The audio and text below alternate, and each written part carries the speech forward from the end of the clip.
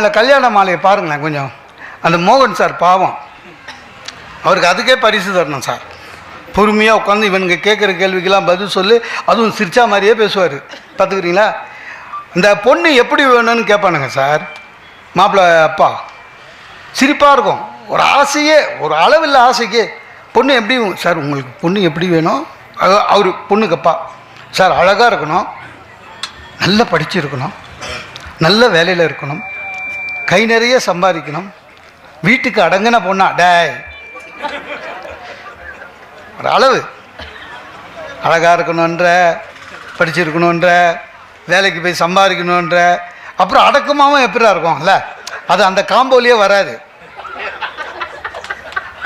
நம்ம ஏதோ ஆசைப்படுவோம் சார், நமக்கு ஆசை உண்டு. இப்போ இருக்கிற பையனுங்களாம் இப்படி ஒரு தமன்னா மாதிரி வேணும்னு எதிர்பார்ப்பான்.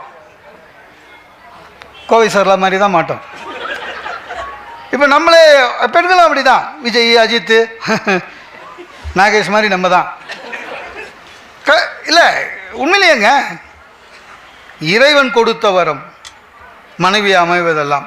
சார் சைனாவில் ஒரு பழமொழி உண்டு சார், தாரமும் குருவும் தவத்தின் அளவை. அப்படின்னு என்ன அர்த்தம்? நமக்கு வர டீச்சர், நமக்கு வர ஒய்ஃபு, இந்த ரெண்டுமே போன ஜென்மத்தில் நம்ம புண்ணியம் எவ்வளோ பண்ணியிருக்கோமோ அதுக்கேற்ற மாதிரி தான் கிடைக்கும்.